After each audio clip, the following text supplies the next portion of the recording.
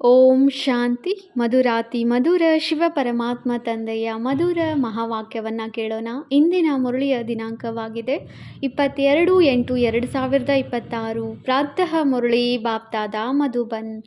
ಮಧುರ ಮಕ್ಕಳೇ, ವಿಶಾಲ ಬುದ್ಧಿಯವರಾಗಿ ದೊಡ್ಡ ದೊಡ್ಡವರ ಅಭಿಪ್ರಾಯವನ್ನು ತೆಗೆದುಕೊಂಡು ಅನೇಕ ಆತ್ಮರ ಕಲ್ಯಾಣ ಮಾಡಿ ಅವರಿಂದ ಹಾಲ್ ತೆಗೆದುಕೊಂಡು ಹೆಚ್ಚು ಪ್ರದರ್ಶಿನಿ ಚಿತ್ರಗಳನ್ನು ಹಾಕಿರಿ. ಪ್ರಶ್ನೆಯಾಗಿದೆ, ಈಗ ನಿಮಗೆ ಯಾವ ಸ್ಮೃತಿ ಬಂದಿದೆ? ಯಾವುದರ ಸ್ಮರಣೆ ಮಾಡಿದ್ದೆಯಾದರೆ ಎಂದೂ ದುಃಖಿಯಾಗುವುದಿಲ್ಲ? ಉತ್ತರ: ಈಗ ಸ್ಮೃತಿ ಬಂದಿತು. ನಾವು ಪೂಜ್ಯರಾಗಿದ್ದೆವು, ನಂತರ ಬಡವರಾದೆವು.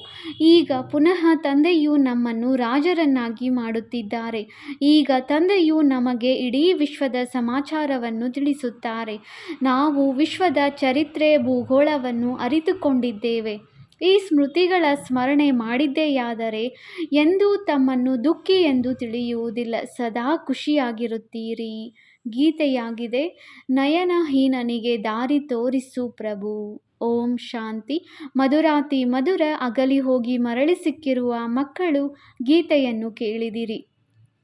ಮಕ್ಕಳು ತಿಳಿದುಕೊಳ್ಳುತ್ತೀರಿ, ತಂದೆಯನ್ನು ಮಿಲನ ಮಾಡುವುದು ಮತ್ತು ತಂದೆಯಿಂದ ಆಸ್ತಿಯನ್ನು ಪಡೆಯುವುದು ಬಹಳ ಸಹಜವಾಗಿದೆ. ತಂದೆಯಿಂದ 1 ಸೆಕೆಂಡಿನಲ್ಲಿ ಜೀವನ್ಮುಕ್ತಿಯ ಆಸ್ತಿಯು ಸಿಗುತ್ತದೆ ಎಂದು ಗಾಯನವಿದೆ. ಜೀವನ್ಮುಕ್ತಿ ಎಂದರೆ ಸುಖ, ಶಾಂತಿ, ಸಂಪತ್ತಿನ ಆಸ್ತಿ. ಈಗ ಜೀವನ್ಮುಕ್ತಿ ಮತ್ತು ಜೀವನ ಬಂಧನ 2 ಪದಗಳಿವೆ. ಮಕ್ಕಳಿಗೆ ತಿಳಿದಿದೆ. ಈ ಸಮಯದಲ್ಲಿ ಭಕ್ತಿ ಮಾರ್ಗ ಮತ್ತು ರಾವಣ ರಾಜ್ಯದ ಕಾರಣ ಎಲ್ಲರೂ ಜೀವನ ಬಂಧನದಲ್ಲಿದ್ದಾರೆ. ತಂದೆಯು ಬಂದು ಬಂಧನದಿಂದ ಮುಕ್ತಗೊಳಿಸುತ್ತಾರೆ, ಆಸ್ತಿ ಕೊಡುತ್ತಾರೆ. ಹೇಗೆ ಮಗು ಜನ್ಮ ಪಡೆಯಿತೆಂದರೆ ತಂದೆ, ತಾಯಿ, ಮಿತ್ರ, ಸಂಬಂಧಿ ಮೊದಲಾದವರು ವಾರಸುದಾರ ಜನ್ಮ ಪಡೆದನೆಂದು ತಿಳಿಯುತ್ತಾರೆ. ಹೇಗೆ ಇದನ್ನು ತಿಳಿಯುವುದು ಸಹಜವೋ ಹಾಗೆಯೇ ಅದು ಸಹಜವಾಗಿದೆ. ಮಕ್ಕಳು ಹೇಳುತ್ತೀರಿ, ಬಾಬಾ, ಕಲ್ಪದ ಹಿಂದಿನ ತರಹ ತಾವು ಬಂದು ನಮ್ಮನ್ನು ಮಿಲನ ಮಾಡಿದ್ದೀರಿ. ತಮ್ಮಿಂದಲೇ ಸಹಜ ಆಸ್ತಿಯನ್ನು ಪಡೆಯುವ ಮಾರ್ಗ ಸಿಕ್ಕಿದೆ. ಇದಂತೂ ಪ್ರತಿಯೊಬ್ಬರಿಗೂ ತಿಳಿದಿದೆ. ಹೊಸ ಸೃಷ್ಟಿಯ ರಚಯಿತನು ಭಗವಂತನೇ ಆಗಿದ್ದಾರೆ. ಅವರು ನಮ್ಮನ್ನು ಅಲೆಯುವುದರಿಂದ ಬಿಡಿಸುತ್ತಾರೆ. ನೆನ್ನೆಯ ದಿನ ಭಕ್ತಿ ಮಾಡುತ್ತಿದ್ದೆವು. ಇಂದು ತಂದೆಯಿಂದ ಸಹಜ ಜ್ಞಾನ ಮತ್ತು ರಾಜಯೋಗದ ಮಾರ್ಗವು ಸಿಕ್ಕಿದೆ.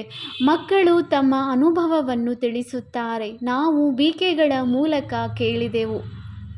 2 ತಂದೆಯರಿದ್ದಾರೆ ಎಂಬುದು ನಿಮ್ಮ ವಿನಃ ಮತ್ಯಾರ ಬಾಯಿಂದಲೂ ಬರುವುದಿಲ್ಲ.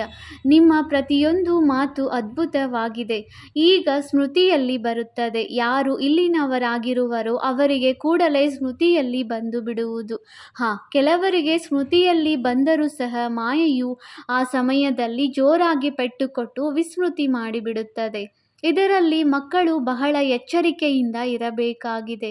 ತಂದೆಯಂತೂ ಸ್ಮೃತಿ ತರಿಸಿದ್ದಾರೆ. ಪವಿತ್ರತೆಯ ಕಂಕಣವನ್ನು ಕಟ್ಟಿಕೊಳ್ಳಬೇಕಾಗಿದೆ. ರಕ್ಷಾ ಬಂಧನದ ರಹಸ್ಯವೇನೆಂಬುದನ್ನು ನೀವೀಗ ತಿಳಿದುಕೊಂಡಿದ್ದೀರಿ. ತಂದೆಯು ಈ ಪ್ರತಿಜ್ಞೆ ಮಾಡಿಸಿದ್ದಾರೆ. ಕಾಮ ಮಹಾಶತ್ರುವಾಗಿದೆ. ತಂದೆಯು ತಿಳಿಸುತ್ತಾರೆ, ಮಕ್ಕಳೇ, ನನ್ನ ಜೊತೆ ಪ್ರತಿಜ್ಞೆ ಮಾಡಿರಿ, ಎಂದೂ ಪತಿತನಾಗುವುದಿಲ್ಲ ಎಂದು. ಜೊತೆಗೆ ನನ್ನನ್ನು ನೆನಪು ಮಾಡುತ್ತಾ ಇರಿ. ಇದರಿಂದ ಅರ್ಧ ಕಲ್ಪದ ಪಾಪಗಳು ಸುಟ್ಟು ಸಮಾಪ್ತಿಯಾಗುತ್ತದೆ. ತಂದೆಯು ಗ್ಯಾರಂಟಿ ಕೊಡುತ್ತಾರೆ. ಆದರೆ ಇದನ್ನಂತೂ ಮಕ್ಕಳು ತಿಳಿದುಕೊಂಡಿದ್ದೀರಿ. ತಂದೆಯು ಗ್ಯಾರಂಟಿ ಕೊಡುತ್ತಾರೆ. ಇದು ಸರಿಯಾದ ಮಾತಲ್ಲವೇ? ಆಚಾರಿಗಳು ಸಹ ಏನು ಗ್ಯಾರಂಟಿ ಕೊಡುತ್ತಾರೆ? ನಾವು ಹಳೆಯ ಆಭರಣಗಳನ್ನು ಹೊಸದನ್ನಾಗಿ ಮಾಡುತ್ತೇವೆ. ಅವರ ಕರ್ತವ್ಯವೇ ಅದಾಗಿದೆ. ಬೆಂಕಿಯಲ್ಲಿ ಹಾಕಿದರೆ ಅವಶ್ಯವಾಗಿ ಅದು ಅಪ್ಪಟ ಚಿನ್ನವಾಗಿ ಬಿಡುವುದು. ಹಾಗೆಯೇ ತಂದೆಯು ತಿಳಿಸುತ್ತಾರೆ, ಆತ್ಮದಲ್ಲಿಯೂ ತುಕ್ಕು ಹಿಡಿದಿದೆ. ಹೇಗೆ ಸತೋ ರಜೋ ತಮೋದಲ್ಲಿ ಬರುತ್ತಾರೆ ಎಂಬುದು ಬಹಳ ಸಹಜವಾಗಿದೆ. ಇವುಗಳ ಬಗ್ಗೆ ತಿಳಿಸುವುದಕ್ಕಾಗಿಯೇ ಈ ಚಿತ್ರಗಳನ್ನು ಮಾಡಿಸಲಾಗಿದೆ.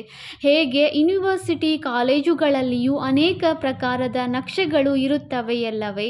ನಿಮ್ಮದು ಸಹ ಇದು ನಕ್ಷೆಯಾಗಿದೆ. ನೀವು ಯಾರಿಗಾದರೂ ಬಹಳ ಚೆನ್ನಾಗಿ ತಿಳಿಸಬಲ್ಲಿರಿ. ಜ್ಞಾನ ಸಾಗರ ಪತಿತ ಪಾವನ ತಂದೆಯೇ ಬಂದು ಈ ಮಾರ್ಗವನ್ನು ತಿಳಿಸುತ್ತಾರೆ. ಮತ್ಯಾರೂ ಪತಿತರನ್ನು ಪಾವನ ಮಾಡಲು ಸಾಧ್ಯವಿಲ್ಲ. ನಯನಹೀನರು ದುಃಖಿ ಮನುಷ್ಯರಾಗಿದ್ದಾರೆ.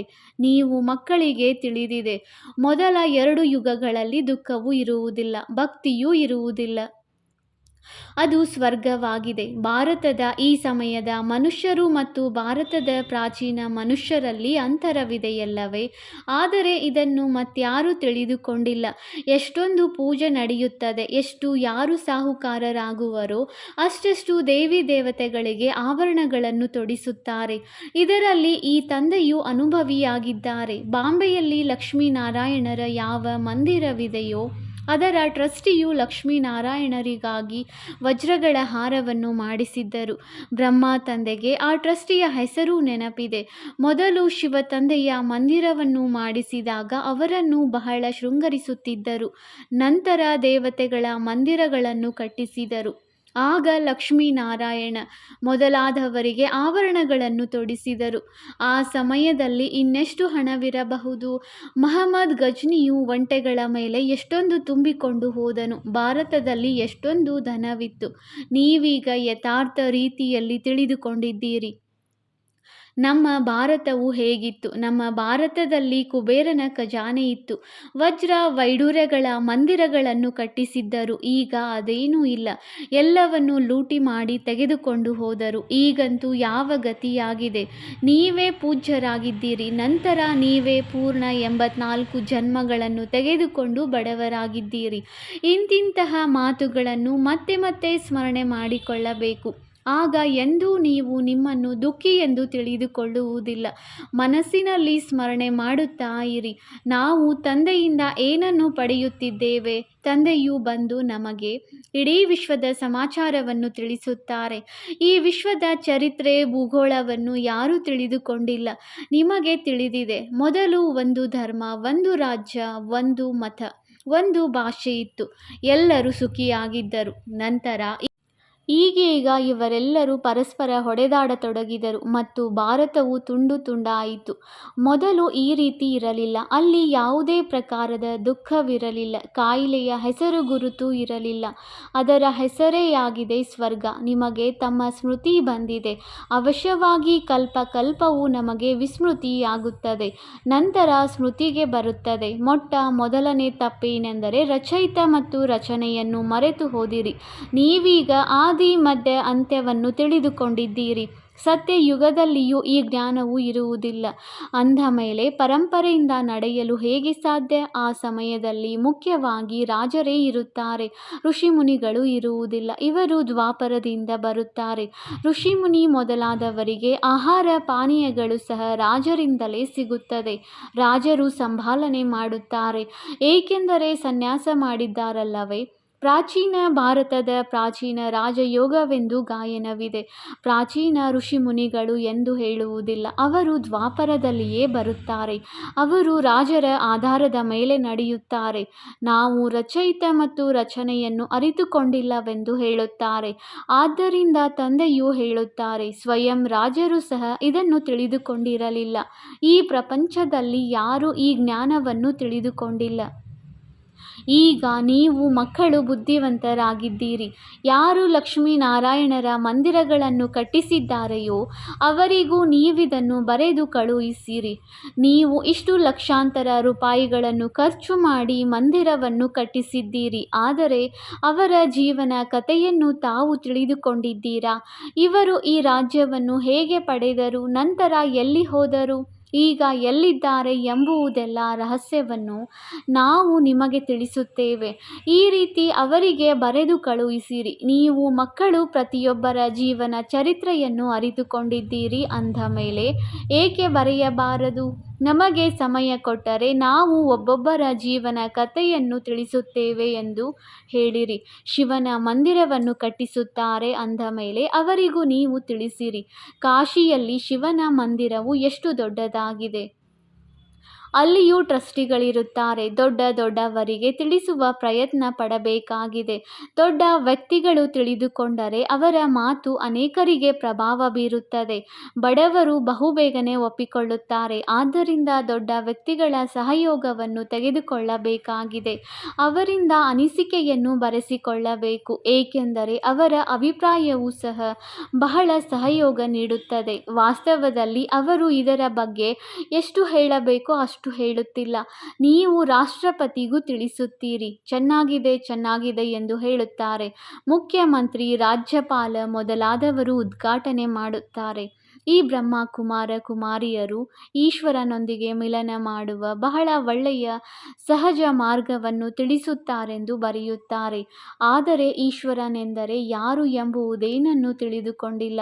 ಕೇವಲ ಆ ಸಮಯದಲ್ಲಿ ಮಾತ್ರ ಈ ಮಾರ್ಗವು ಚೆನ್ನಾಗಿದೆ, ಶಾಂತಿಯು ಸಿಗುವ ಮಾರ್ಗವು ಒಳ್ಳೆಯದಾಗಿದೆ ಎಂದು ಹೇಳುತ್ತಾರೆ. ಆದರೆ ಸ್ವಯಂ ತಿಳಿದುಕೊಳ್ಳುವುದಿಲ್ಲ. ತಂದೆಯು ದೊಡ್ಡ ದೊಡ್ಡವರಿಗೆ ತಿಳಿಸುವುದಕ್ಕಾಗಿ ಹೇಳುತ್ತಾರೆ. ದೊಡ್ಡ ದೊಡ್ಡ ಮನುಷ್ಯರಿಂದ ದೊಡ್ಡ ದೊಡ್ಡ ಪ್ರಸಿದ್ಧವಾಗಿರುವ ಹಾಲನ್ನು ಕೇಳಿ ಪಡೆಯಿರಿ. ತಿಳಿಸಿ, ನಾವು ಎಲ್ಲ ಮನುಷ್ಯರ ಕಲ್ಯಾಣಕ್ಕಾಗಿ ಸದಾಕಾಲಕ್ಕಾಗಿ ಈ ಪ್ರದರ್ಶಿನಿಯನ್ನು ಇಡಲು ಬಯಸುತ್ತೇವೆ. ಕೇವಲ ಜಾಹೀರಾತು ಮಾಡಬೇಕಾಗಿದೆ. ಇಂತಹ 50 ಅಥವಾ 100 ಹಾಲ್ಗಳನ್ನು ತೆಗೆದುಕೊಳ್ಳಬೇಕು. ಭಾರತವಂತೂ ಬಹಳ ದೊಡ್ಡದಾಗಿದೆಯಲ್ಲವೇ? ಒಂದೊಂದು ನಗರದಲ್ಲಿ 10-12 ಹಾಲ್ಗಳನ್ನು ತೆಗೆದುಕೊಳ್ಳಿ. ಇಷ್ಟು ಹಾಲ್ಗಳಲ್ಲಿ ಪ್ರದರ್ಶನಿಯು ನಡೆಯುತ್ತಿದೆ.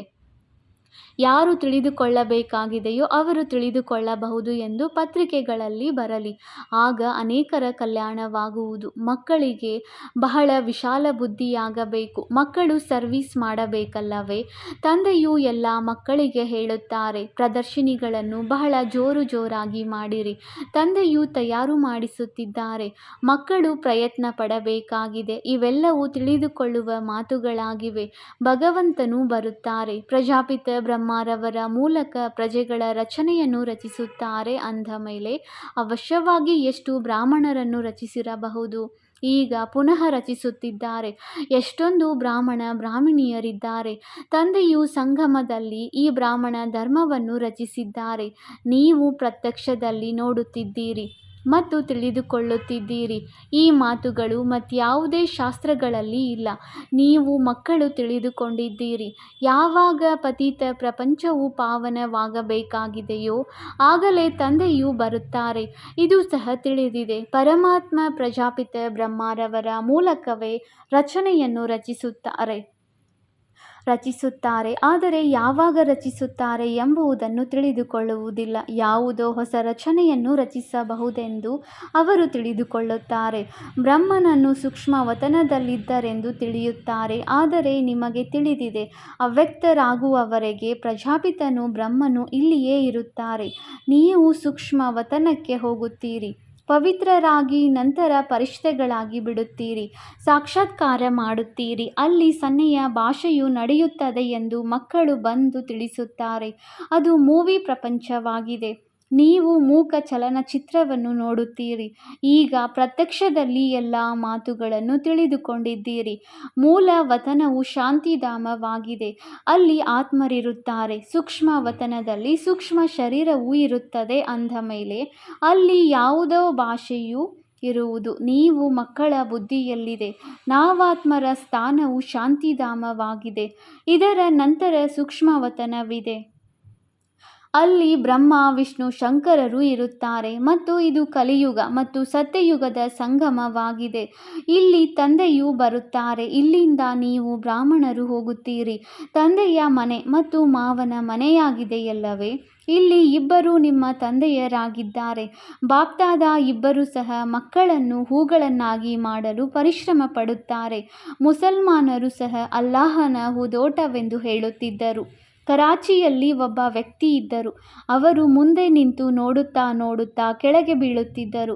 ಅವರೊಂದಿಗೆ ಕೇಳಿದಾಗ, ನಾನು ಖುದಾನ ಹೂದೋಟಕ್ಕೆ ಹೋದೆನು, ಖುದಾನು ಹೂ ಕೊಟ್ಟರೆಂದು ಹೇಳುತ್ತಿದ್ದರು. ಅವರಿಗೆ ಜ್ಞಾನವಂತೂ ಇರಲಿಲ್ಲ. ನೀವೀಗ ತಿಳಿದುಕೊಂಡಿದ್ದೀರಿ ಯಾವುದಕ್ಕೆ ಹೂದೋಟವೆಂದು ಹೇಳಲಾಗುತ್ತದೆ. ಇದು ಮುಳ್ಳುಗಳ ಕಾಡು ಮತ್ತು ಅದು ಹೂದೋಟವಾಗಿದೆ. ನಿಮ್ಮ ಬುದ್ಧಿಯಲ್ಲಿ ಸಂಪೂರ್ಣ ಜ್ಞಾನವಿದೆ. ಸತ್ಯಯುಗದಲ್ಲಿ ಏನಿರುತ್ತದೆ, ಕಲಿಯುಗದಲ್ಲಿ ಏನಿದೆ, ನಿಮಗೆ ಬಹಳ ಖುಷಿ ಇರಬೇಕು. ಇದೇ ಚಕ್ರವು ನಿಮ್ಮ ಬುದ್ಧಿಯಲ್ಲಿದೆ. ಇದರ ವಿಸ್ತಾರವು ಬಹಳಷ್ಟಿದೆ. ನಿಮ್ಮ ಬುದ್ಧಿಯಲ್ಲಿ ಎಷ್ಟು ಸಾರ ರೂಪದಲ್ಲಿ ಜ್ಞಾನವು ಕುಳಿತಿದೆ. ನೀವು ಮಕ್ಕಳು ರಚಯಿತ ತಂದೆಯ ಮೂಲಕ ರಚಯಿತ ಮತ್ತು ರಚನೆಯನ್ನು ಅರಿತುಕೊಂಡಿದ್ದೀರಿ. ಬ್ರಹ್ಮನಿಗೆ ರಚಯಿತನೆಂದು ಹೇಳುವುದಿಲ್ಲ. ರಚಯಿತ ಒಬ್ಬರೇ ಆಗಿದ್ದಾರೆ. ಬಲಿಹಾರಿಯೂ ಒಬ್ಬರದೇ ಆಗಿದೆ. ಮೊಟ್ಟ ಮೊದಲ ರಚನೆಯು ಬ್ರಹ್ಮನದಾಗಿದೆ. ನಂತರ ಕೃಷ್ಣನ ರಚನೆ ಎಂದು ಹೇಳುತ್ತಾರೆ. ಬ್ರಹ್ಮನಿದ್ದಾರೆಂದ ಮೇಲೆ ಬ್ರಾಹ್ಮಣರು ಅವಶ್ಯವಾಗಿ ಬೇಕಾಗಿದೆ. ಪಾಂಡವರನ್ನು ಬ್ರಾಹ್ಮಣರೆಂದು ತಿಳಿಯುವುದಿಲ್ಲ. ಬ್ರಹ್ಮರವರ ಮೂಲಕ ಬ್ರಾಹ್ಮಣರು ಬೇಕು. ಇದು ಆತ್ಮಿಕ ಯಜ್ಞವಾಗಿದೆ. ಇದಕ್ಕೆ ಆಧ್ಯಾತ್ಮಿಕ ಜ್ಞಾನವನ್ನು ಹೇಳಲಾಗುತ್ತದೆ. ಆತ್ಮಕ್ಕೆ ಆ ತಂದೆಯೇ ಜ್ಞಾನವನ್ನು ಕೊಡುತ್ತಾರೆ. ನೀವು ತಿಳಿದುಕೊಂಡಿದ್ದೀರಿ. ನಮಗೆ ಮನುಷ್ಯರು ಓದಿಸುತ್ತಿಲ್ಲ. ಎಲ್ಲ ಆತ್ಮರಿಗೆ ತಂದೆಯು ಓದಿಸುತ್ತಾರೆ. ಬ್ರಹ್ಮರವರ ಮೂಲಕ ಸ್ಥಾಪನೆ ಎಂದು ಹೇಳುತ್ತಾರೆ. ಕೃಷ್ಣನ ಮೂಲಕ ಎಂದು ಹೇಳುವರೆ? ಅದು ಸಾಧ್ಯವೇ ಇಲ್ಲ. ಬ್ರಹ್ಮರವರ ಮೂಲಕ ಯಾರು ಸ್ಥಾಪನೆ ಮಾಡಿಸುತ್ತಾರೆ? ಕೃಷ್ಣನೇ? ಇಲ್ಲ, ಪರಮಪಿತ ಪರಮಾತ್ಮ. ವಿಷ್ಣುವಿನ ಮೂಲಕ ಪಾಲನೆ. ಬ್ರಹ್ಮ ಮತ್ತು ವಿಷ್ಣುವಿನ ಪಾತ್ರವು ಎಷ್ಟೊಂದಿದೆ. ಬ್ರಹ್ಮ ಮುಖ ವಂಶಾವಳಿಯೇ ಮತ್ತೆ ಹೋಗಿ ವಿಷ್ಣುಪುರಿಯ ದೇವತೆಗಳಾಗುತ್ತಾರೆ. ಬ್ರಹ್ಮನಿಂದ ವಿಷ್ಣು, ವಿಷ್ಣುವಿನಿಂದ ಬ್ರಹ್ಮ. ಇದನ್ನು ಮಕ್ಕಳಿಗೆ ತಿಳಿಸಿದ್ದಾರೆ. ಬ್ರಹ್ಮನಿಂದ ವಿಷ್ಣುವಾಗಲು 1 ಸೆಕೆಂಡ್, ವಿಷ್ಣುವಿನಿಂದ ಬ್ರಹ್ಮನಾಗುವುದರಲ್ಲಿ 84 ಜನ್ಮ ಹಿಡಿಸುತ್ತದೆ. ಎಷ್ಟು ಅದ್ಭುತ ಮಾತುಗಳಾಗಿವೆ! ಯಾರು ತಿಳಿದುಕೊಳ್ಳಲು ಸಾಧ್ಯವಿಲ್ಲ. ಇವು ಬೇಹದ್ದಿನ ಮಾತುಗಳಾಗಿವೆ.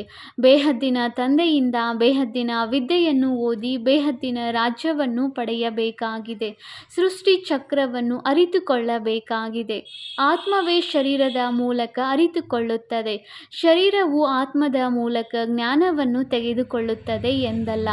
ಆತ್ಮವೇ ಜ್ಞಾನವನ್ನು ಅಳವಡಿಸಿಕೊಳ್ಳುತ್ತದೆ. ನಿಮಗೆ ಎಷ್ಟೊಂದು ಖುಷಿ ಇದೆ. ಇದು ಆಂತರಿಕ ಗುಪ್ತ ಖುಷಿಯಾಗಿರಬೇಕಾಗಿದೆ. ವಿದ್ಯೆಯ ಸಂಸ್ಕಾರವು ಆತ್ಮದಲ್ಲಿದೆ. ದುಃಖವು ಆತ್ಮಕ್ಕೆ ಅನುಭವವಾಗುತ್ತದೆ. ನಾನಾತ್ಮನಿಗೆ ದುಃಖ ಕೊಡಬೇಡಿ ಎಂದು ಹೇಳುತ್ತಾರೆ. ಈಗ ಮಕ್ಕಳಿಗೆ ಎಷ್ಟೊಂದು ಪ್ರಕಾಶತೆಯು ಸಿಗುತ್ತಿದೆ. ನಿಮಗೆ ಖುಷಿ ಇರುತ್ತದೆ. ಸಾಗರದಿಂದ ರಿಫ್ರೆಶ್ ಆಗಿ ಮೋಡಗಳು ಸೇರಿ ಮಳೆ ಸುರಿಸಬೇಕಾಗಿದೆ. ಪರಸ್ಪರ ಸೇರಿ ಪ್ರದರ್ಶಿನಿ ಇತ್ಯಾದಿಗಳನ್ನು ತಯಾರು ಮಾಡುವುದರಲ್ಲಿ ಸಹಯೋಗ ನೀಡಿರಿ. ಇದೇ ಉಮಂಗವಿರಲಿ. ಸರ್ವಿಸ್, ಸರ್ವಿಸ್ ಮತ್ತು ಸರ್ವಿಸ್. ಒಳ್ಳೆಯದು. ಮಧುರಾತಿ ಮಧುರ ಅಗಲಿ ಹೋಗಿ ಮರಳಿ ಸಿಕ್ಕಿರುವ ಮಕ್ಕಳ ಪ್ರತಿ ಮಾತಾಪಿತಾ ಬಾಪ್ದಾದಾರವರ ನೆನಪು, ಪ್ರೀತಿ ಹಾಗೂ ಸುಪ್ರಭಾತ. ಆತ್ಮಿಕ ಮಕ್ಕಳಿಗೆ ಆತ್ಮಿಕ ತಂದೆಯ ನಮಸ್ತೆ. ನಾವು ಆತ್ಮಿಕ ಮಕ್ಕಳಿಂದ ಆತ್ಮಿಕ ತಂದೆಗೆ ನೆನಪು, ಪ್ರೀತಿ ಹಾಗೂ ನಮಸ್ತೆ ನಮಸ್ತೆ ನಮಸ್ತೆ. ಧಾರಣೆಗಾಗಿ ಮುಖ್ಯ ಸಾರ ಪಾಯಿಂಟ್ ನಂಬರ್ 1. ತಂದೆಯ ಮೂಲಕ ಸಿಕ್ಕಿರುವ ಜ್ಞಾನದ ಸ್ಮರಣೆ ಮಾಡಿ ಅಪಾರ ಖುಷಿಯಲ್ಲಿ ಇರಬೇಕಾಗಿದೆ.